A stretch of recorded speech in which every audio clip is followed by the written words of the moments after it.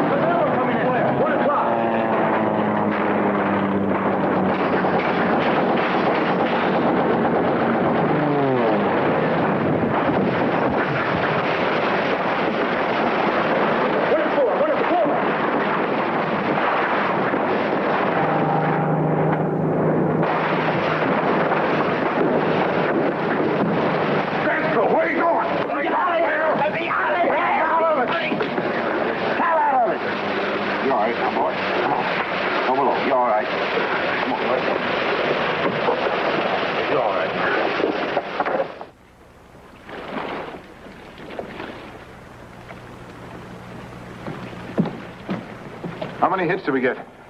2, sir. Nothing serious. All right. Secure all battle stations. Secure all battle stations. Secure all battle stations. Well, I hope it's the last we see of them for a while. Sir, all gun crew reports secured. What was the follow-up on number 1 gun? Driscoll came unglued, sir.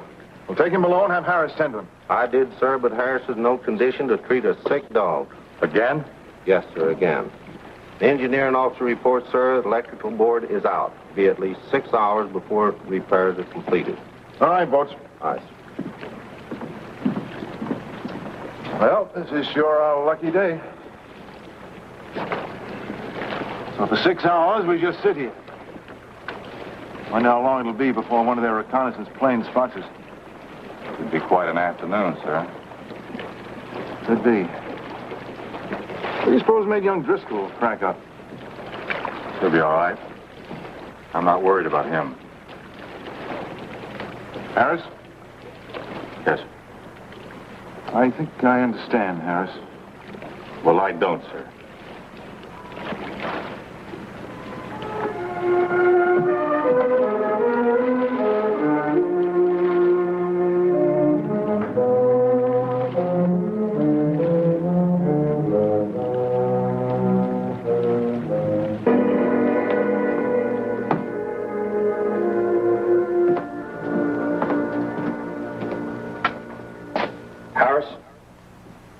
I didn't think you'd poison the Pacific, I'd throw you overboard.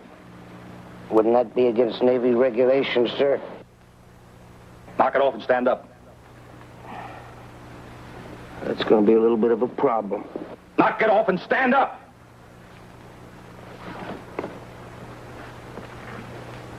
Oh, I've had a belly full of you, Harris.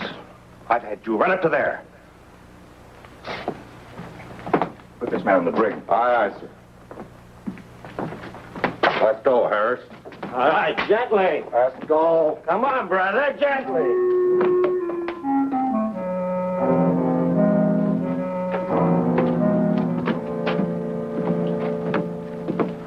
Sir? What about Harris? You see him? Yes, I saw him. He was stoned again.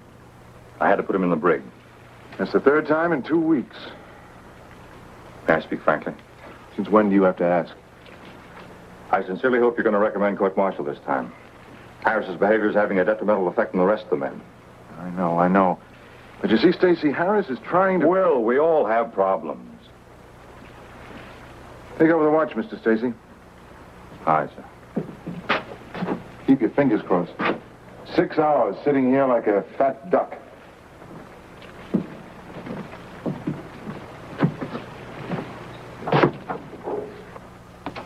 On your feet, Harris.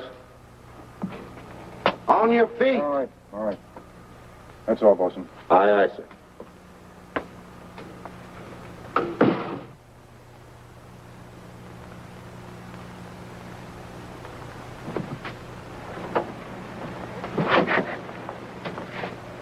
Harris, you're a pretty intelligent fellow.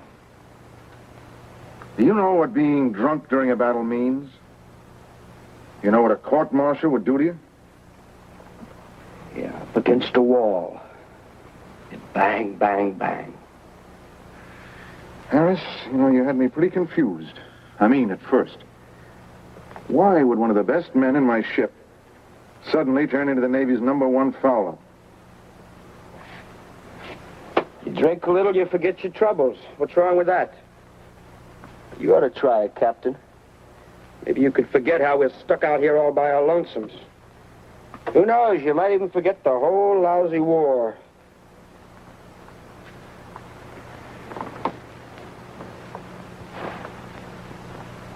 Has the drink helped you forget your brother? Yeah, I found out about it a couple of days ago. What loudmouth slob? That's none of your business. Everything on this ship is my business, and don't you ever forget it. How old was he? What are we going to have, a nice little heart-to-heart talk? 19. A rich, full life, huh, Captain? I'm sorry. Who isn't? Everybody's sorry. The Navy Department, my mother, the girl who was in love with him. Nobody's as sorry as me. I talked him into enlisting.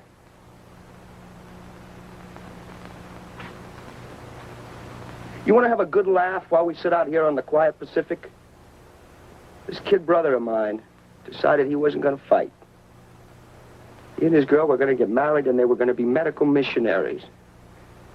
Take penicillin and the word of the Lord to the Hottentots. But after Pearl Harbor, I had a nice long talk with little brother. Made him see the error of his ways. You should have heard me, Captain. You would have been real proud. I used every cliche in the book. I didn't miss a one. You have to do God's work with a gun before you can do it with a medicine and a hymn book. I even said that. Well, isn't that about true?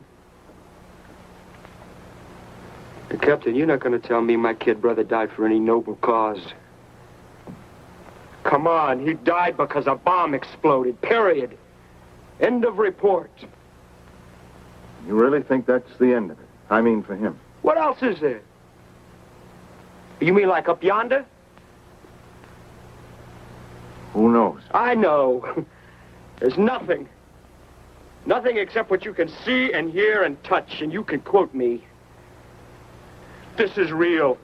This lousy ship, this stinking brig. You and that little gold braid. That's real. There isn't anything else. There's nothing else. That's also real, Harris. And if that's the only reality, God help us. If you have to hate somebody for killing your brother, try hating the enemy.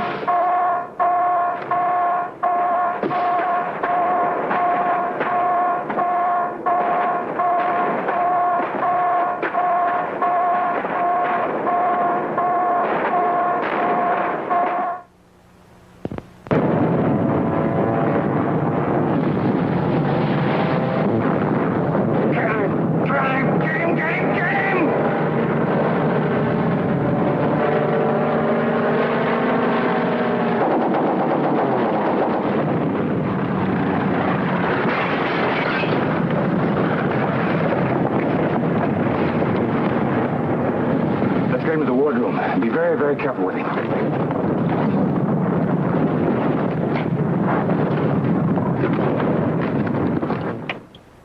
But, sir, you know we're under strict orders not to break radio silence. Just do as I tell you. Contact the heavy cruiser Athena and tell them I want to talk to their chief surgeon.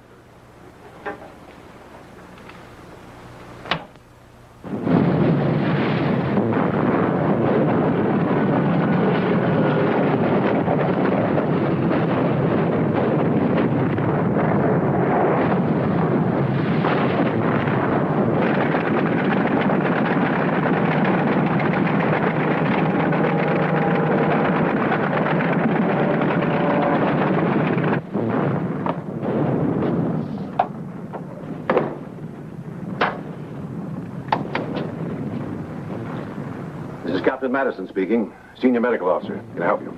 This is Lieutenant Commander Stacy. Commander Fielding, our skipper's badly hurt. He's bleeding to death. We don't know what to do. Fielding? Bill Fielding? Well, isn't there anybody aboard who... We've got nobody. Nobody? There's a fellow up in the brig who's supposed to be a pharmacist's mate, and that's all. What's his rating? Before we busted him, he was a pharmacist's mate first class. Send him up to the radio shack. I want to talk to him. Sir, he's hopeless. Mr. Stacy, I'm afraid he's the only hope you have.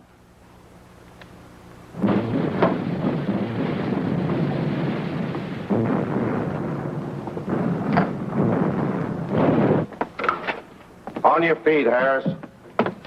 Welcome to my home away from home, Mr. Stacy. On your feet. You gonna throw me in the ocean like you promised? Move, Harris.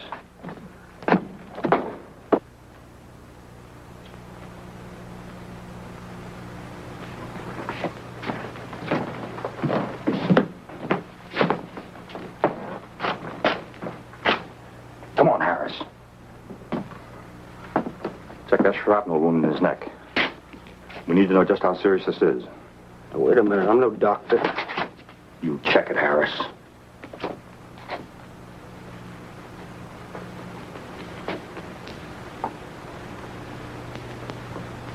Wow.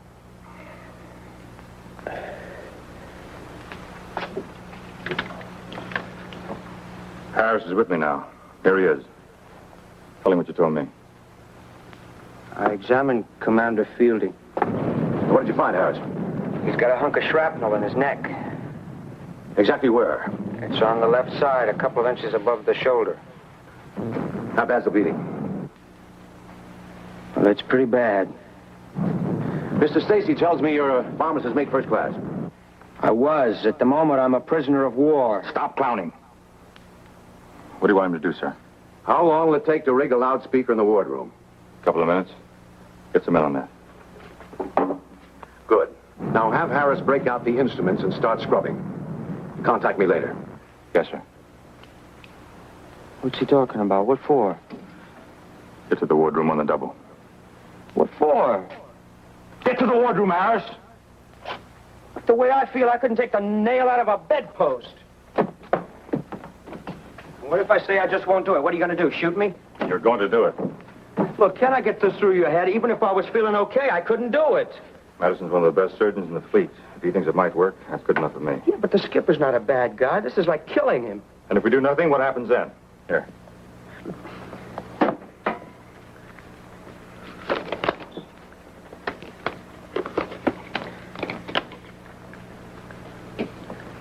We're ready, sir.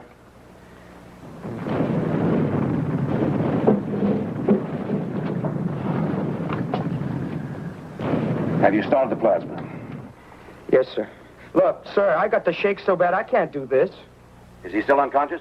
Did you hear what I said? Is he still unconscious? Yes, yes. All right, good. Now, we can't risk using anesthetic in his condition. Sir, will you please listen to me? Now, you listen to me. This is tough. We're stuck. You're going to do it.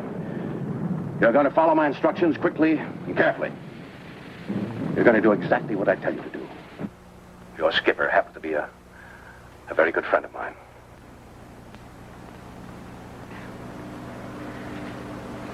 Okay, let's get on with it. Let's get the thing over with. All right, now. Get some Kelly hemostats from the tray. Yes, sir. Open the sterilizer and get those hemostats and put them in the alcohol.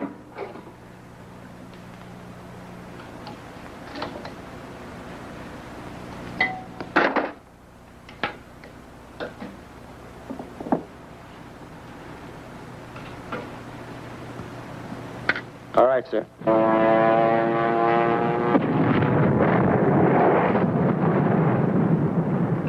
Now, swab down the wound with antiseptic and drape the area with sterile towels.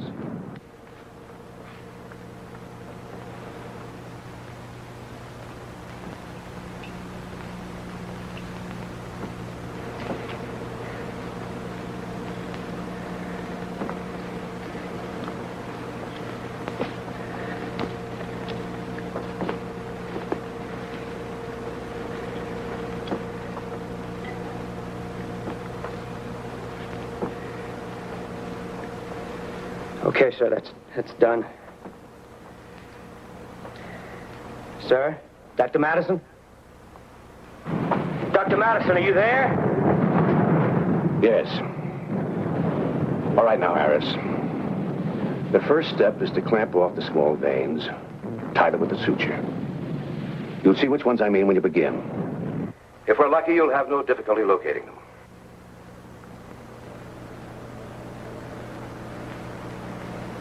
Put another hemostone in there.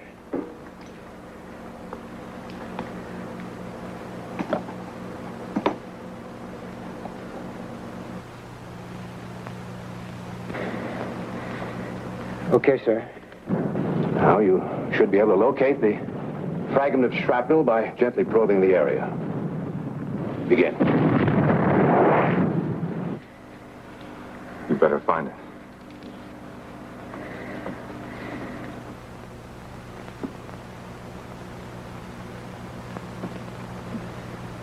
Look, will you wipe my forehead, please? Have you found the fragment? Yeah, I found it. What's the exact position? It's just left of the jugular vein. Almost touching it. I was afraid of that. Now listen closely, Harris. That's the critical point. You mustn't, under any circumstances, allow the jugular to be severed.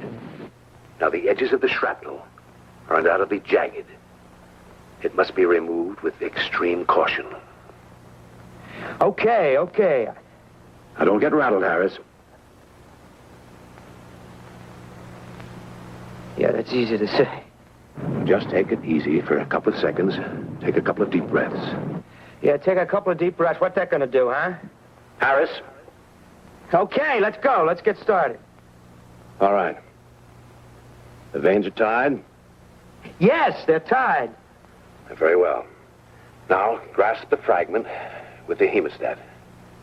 Gently, firmly. Yeah. I had it. It slipped away. Try again, Harris. Now, try to be just a bit firmer. Once you have the clamp around the fragment. It is jagged, isn't it? Oh, it's like a top of a tin can. Are you all right, Harris? Yeah, I got it now. Good. Now, the removal of the fragment is the most delicate part of the job. Now, you've got to let me guide you. One wrong move. What is it? What's that? No, they've broken contact. Oh, not now. Oh, come on, not now. Well, if we don't get that thing fixed, he'll die. I'll go up to the radio shack and try to get through. Don't try anything by yourself, you hear me? Oh, hurry, sir. Hurry!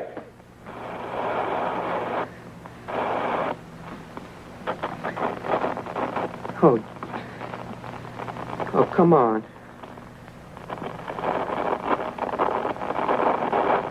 Come on, please. What happened? I don't know, sir. The Athena just quit sending. Why? My God, why? Sounded like she was under attack. Maybe they knocked the antenna out. I haven't been able to raise a thing. Contact one of the other ships. Anyone. Find out what happened. I'll try, sir. 7-2, break.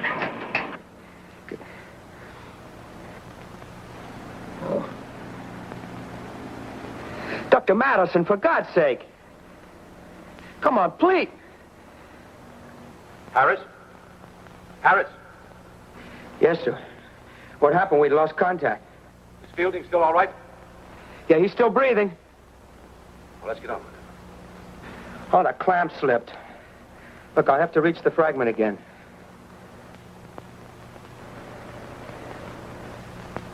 Okay, I got it. All right. Now begin to withdraw the shrapnel. Very slowly. Straight toward you. That's it.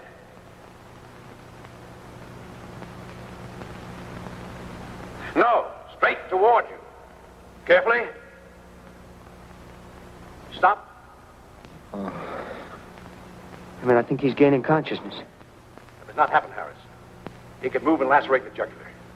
Now hold the fragment exactly as it is. Do you understand? Be very calm. It's okay, we're in luck. He's passed out again. Slowly. Firmly pull slightly upward on the fragment. Slow. Good. Now never take your eyes off the jugular. Up. Now. Straight again. Straight toward you. That's it. I got it. You're not finished yet, Harris. Now, you must tie off the deep bleeders as you did the outer ones. Use the hemostats to clamp them off.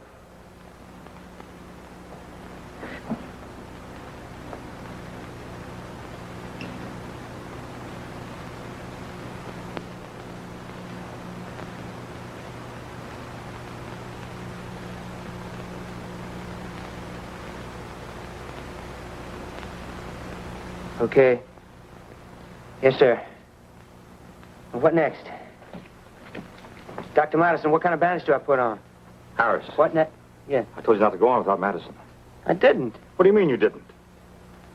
He guided me every step of the way. I couldn't have done it without him. We contacted the Dayton. The Athena received 2 direct hits. One bomb caught the radio room. Killed everybody instantly. Everybody. What?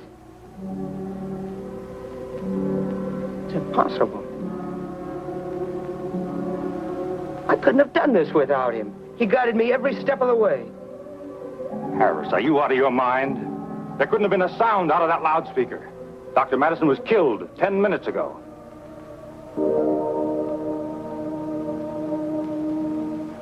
Lieutenant Commander Stacy was right about one thing. The heavy cruiser USS Athena did take 2 direct bomb hits from enemy aircraft at 10:40 hours, March the 22nd, 1944.